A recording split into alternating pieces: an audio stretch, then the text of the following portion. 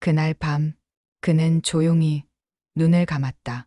그가 지키지 못했던 이름 하나가 바람처럼 귓가를 스쳤다. 딸 윤정, 그가 세상 누구보다 사랑했고 동시에 상처를 주었던 사람. 그리고 그 곁에 남은 유일한 남자 진우. 그는 사위였고 원망의 대상이었고 어쩌면 딸이 남긴 마지막 선물이었는지도 모른다. 그런데 그날 병원 복도에서 진우가 던진 말이 김장수의 모든 것을 무너뜨렸다. 아버님, 윤정이 마지막에 남긴 말, 제가 아직 못 전해드렸습니다.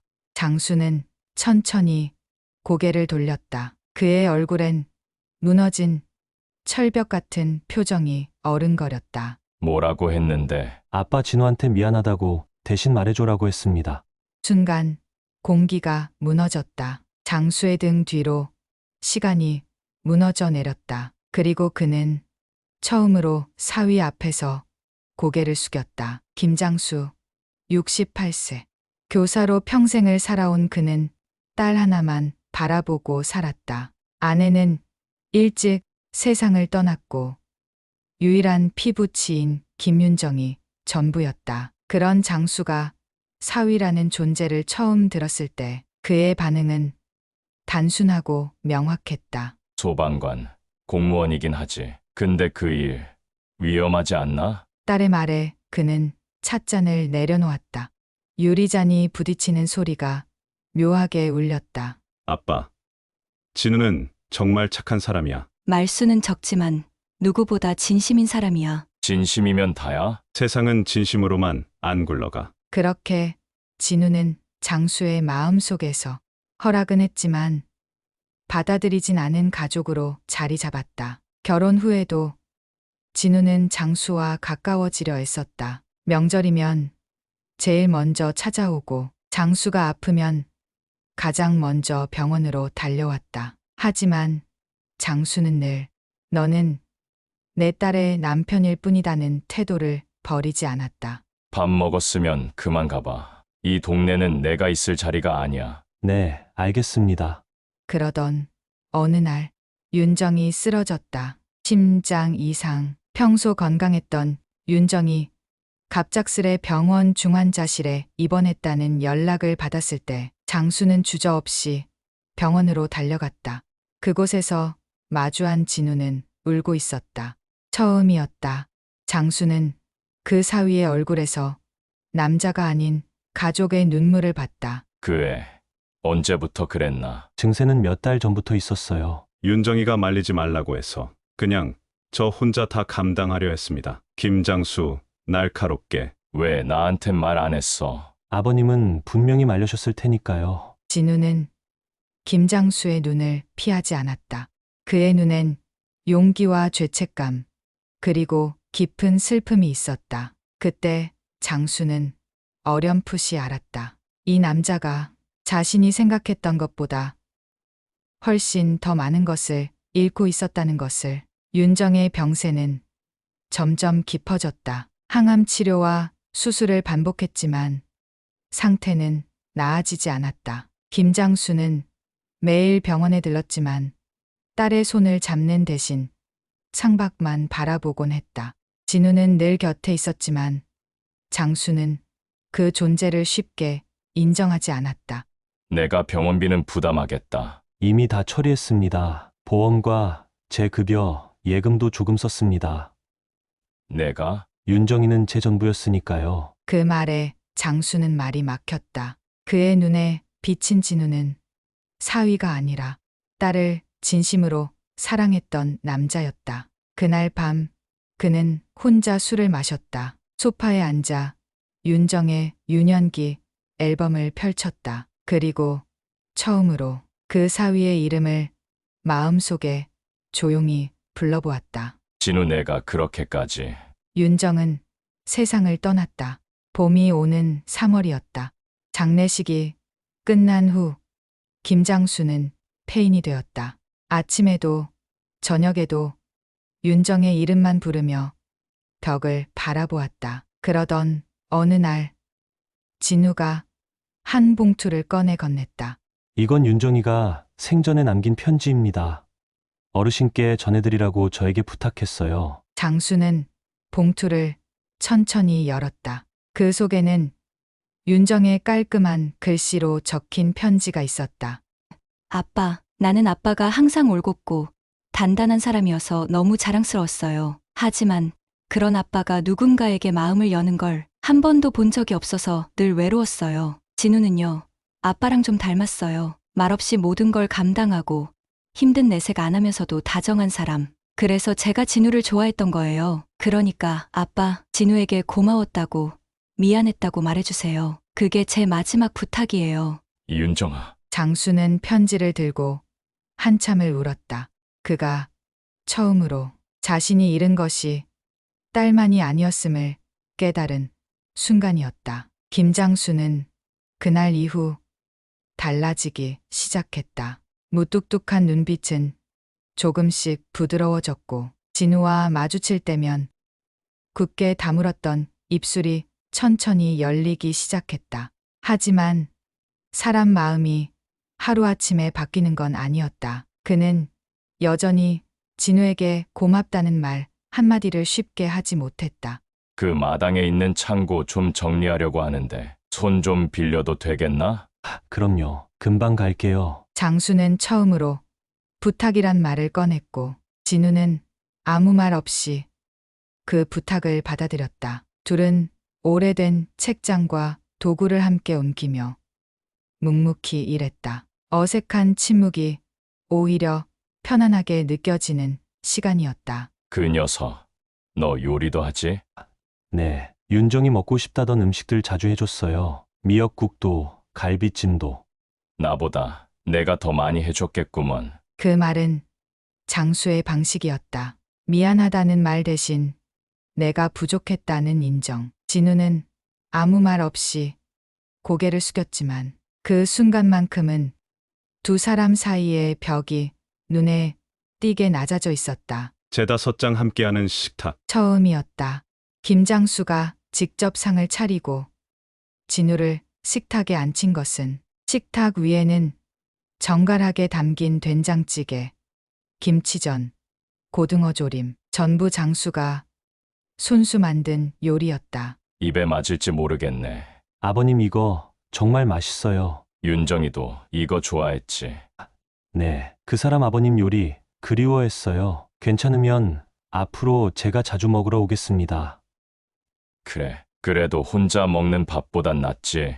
식탁 위에 놓인 음식보다 더 따뜻했던 건 그들의 말, 그리고 침묵이었다. 그날 이후 두 사람은 주말마다 한 끼씩 함께하게 되었다. 아빠, 진우는 말이 없어서 그렇지 속은 참 따뜻한 사람이에요. 그래도 나는 내가 더 아까워. 내가 너무 착해서 다 맞춰주는 것 같아. 그러니까 더 잘 맞는 거죠. 내가 웃을 수 있었던 건 진우가 늘 뒤에 있었기 때문이에요. 김장수는 매일 그 딸의 웃음이 집 안구석에 아직 남아있는 듯한 기분으로 진우를 조금씩 받아들이고 있었다. 가을이 깊어가던 어느 날, 김장수는 우연히 세무사로부터 전화를 받았다. 김 선생님, 지난번 말씀하신 작은 땅, 그 명의 이전이 아직 진행 중이지 않아서 연락드렸습니다. 아, 그거 아직도 남아 있었나? 그 땅은 윤정이 결혼할 무렵 비상용으로 남겨둔 작은 밭이었다. 김장수는 그걸 딸에게 주려고 마음속으로 정리해 두었었다. 하지만 정작 유산 정리를 하지 못한 채 윤정은 떠났고 그 사실은 누구에게도 말하지 않았다. 혼잣말. 이걸 진우한테 넘겨야 하나? 아니면 그냥 기부를 해버릴까? 며칠 뒤 김장수는 진우를 불렀다. 서랍 깊숙한 곳에서 오래된 땅 문서를 꺼냈다. 이거 내가 받아라. 아버님, 이게 뭔데요? 윤정이 줄 생각이었던 땅이다. 그 애가 없으니 내가 그 애 몫으로 갖는 게 맞다. 죄송합니다. 그건 윤정이가 있었을 때의 몫입니다.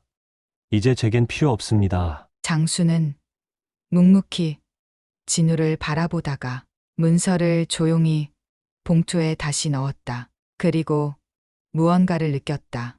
진우는 딸이 남긴 사람일 뿐 아니라 그 자체로도 가치 있는 사람이란 것을. 그날 밤 장수는 일기장을 꺼냈다. 오늘 처음으로 내가 누군가에게 내 마음을 거두지 않고 온전히 내려놓을 수 있음을 느꼈다. 진우라는 사위는 윤정이가 남긴 선물이다. 겨울이 다가오자 진우는 김장수를 병원에 정기 검진으로 모시고 갔다.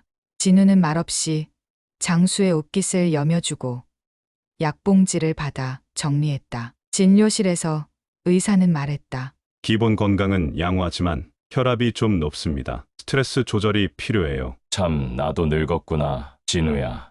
내가 있어서 고맙다. 지금 뭐라고 하셨어요? 진우야. 내 이름 부르는 게 이렇게 늦어서 미안하다. 그 순간 진우는 아무 말 없이 눈을 감았다. 이제야 자신이 사위가 아니라 진짜 가족이 되었다는 걸 느낄 수 있었다. 겨울바람이 옷깃을 파고드는 어느 날 김장수는 달력을 바라보다 한 가지 사실을 떠올렸다. 12월 18일 그날은 윤정의 생일이었다.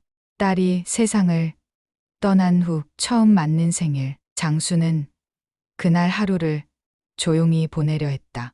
하지만 문득 진우의 휴대폰으로부터 메시지 하나가 도착했다. 아버님, 오늘 윤정이 생일이네요. 혹시 그녀가 좋아하던 생크림 케이크 같이 먹어주실 수 있으세요? 그날 저녁 장수의 집에는 촛불 하나가 켜졌고 작은 케이크가 식탁 위에 놓여 있었다. 장수와 진우 둘만의 조용한 자리. 윤정이는 생크림 케이크에 꼭 초콜릿 한 조각 얹어야 좋아했지. 네, 생일 때마다 제일 먼저 그걸 집어먹곤 했어요. 진우는 주머니에서 작은 쪽지를 꺼냈다. 아버님께 보여드리고 싶은 게 있어요. 윤정이가 생전에 썼던 메모예요. 제 지갑에 늘 넣고 다녔습니다. 장수는 쪽지를 받아 읽었다. 진우야, 우리 아빠는 원래 무뚝뚝한 사람이라 사랑이란 말은 잘 못해. 하지만 그 사람 마음 깊숙한 곳엔 따뜻한 바다가 있어. 그 바다 언젠가 내가 닿아줬으면 좋겠다. 그 애는 나보다 널 더 믿었구나. 그 애는 아버님도 믿었어요. 다만 표현이 서로 달랐을 뿐입니다. 장수는 그날 밤 윤정의 방에 들어갔다. 모든 게 그대로 남아있는 방. 책상 위 액자 속 미소 짓는 딸의 사진. 그 앞에서 그는 처음으로 조용히 말했다. 윤정아, 내가 떠난 자리에 내가 남긴 사람이 나를 다시 살게 한다. 그 겨울은 유난히 눈이 많이 내렸다. 한밤중 도로에는 적설주의보가 내렸고 기온은 영하 15도까지 떨어졌다. 그런데 그날 밤 김장수가 집 앞을 걷다가 눈이 얼어붙은 보도블록 위에서 미끄러졌다. 그는 의식을 잃은 채 차가운 눈 위에 쓰러졌다. 어르신이 쓰러져 있어요. 숨은 붙어 있는데 얼어붙은 것 같아요. 빨리 와주세요. 구급차가 도착했을 때 진우는 소방서 야간 근무 중이었다. 그는 환자 이름을 듣자마자 그대로 말을 잃었고 순식간에 복장을 갈아입고 병원으로 달려갔다. 김장수 어르신, 상태는 어떤가요? 저체온증이 심하고 머리에 외상이 있습니다. 다행히 의식은 곧 돌아올 겁니다. 아버님 왜 이렇게 혼자 다니세요? 이젠 제가 옆에 있다고요. 며칠 후 김장수는 병실에서 눈을 떴다. 눈앞에 보인 건 깊은 눈밭처럼 희고 말없이 젖은 진우의 눈동자였다. 너였구나. 그날 윤정이 마지막 순간에 손잡아준 게. 네, 그 손 제가 끝까지 놓지 않았습니다. 잘했다. 진우야. 그 짧은 한마디에 진우는 눈물을 참지 못하고 고개를 숙였다. 김장수의 손이 그를 가만히 감쌌다. 아버지와 아들, 혈연이 아니어도 마음으로 다시 태어난 그 이름이었다. 김장수는 병원에서 퇴원한 뒤로 진우의 집에서 함께 지내기 시작했다. 진우는 자신이 살고 있던 작은 빌라의 방 하나를 장수에게 내주었다. 이제는 서로 다른 이름으로 불렀던 관계가 한 지붕 아래 가족으로 바뀌기 시작한 것이다. 내가 여기 있어도 불편하지 않나? 아버님, 여긴 윤정이랑 제가 같이 고른 집이에요. 그러니까 아버님도 계셔야죠. 그래야 완성됩니다. 이 집은 그날 이후 장수는 진우와 함께 시장에도 가고 마당에서 작은 텃밭도 가꿨다. 이웃들은 그런 두 사람을 장인과 사위라기보다 아버지와 아들처럼 불렀다. 어느 날 장수는 진우의 외투 주머니에서 작은 쪽지 하나를 발견했다. 거기엔 윤정의 글씨가 남아 있었다. 진우야, 언젠가 아빠가 너를 진짜 가족으로 받아들이는 날이 온다면 내가 하늘에서 가장 크게 웃을 거야. 그날 내가 꼭 울지 않길 바란다. 미안하다. 윤정아, 나는 또 울었다. 몇 년 후 김장수는 마을 복지센터에서 아이들에게 한글을 가르치고 있다.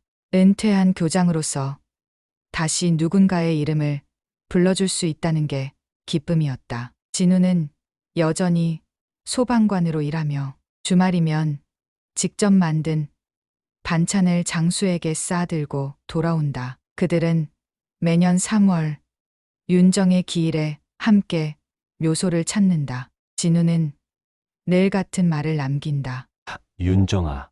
아버님은 이제 나의 아버지야. 그날 김장수는 무릎을 꿇고 딸의 이름이 새겨진 묘비 앞에서 이렇게 말했다. 윤정아, 내가 떠난 빈자리를 너의 남편이 사람의 온기로 채워줬구나. 가족은 피로만 이어지지 않는다. 마음으로, 행동으로, 그리고 눈물과 웃음으로 이어질 수 있다. 그 사위의 이름은 이제 사위가 아니라 진짜 아들이었다. 그 사위 이름은 진우입니다는 단절된 세대 간의 감정, 가족의 진정한 의미, 그리고 말 없는 사랑의 힘을 담은 이야기입니다. 가끔은 내가 있어서 내가 살아간다는 말을 표현하지 않아도 전해지는 사람들이 있다.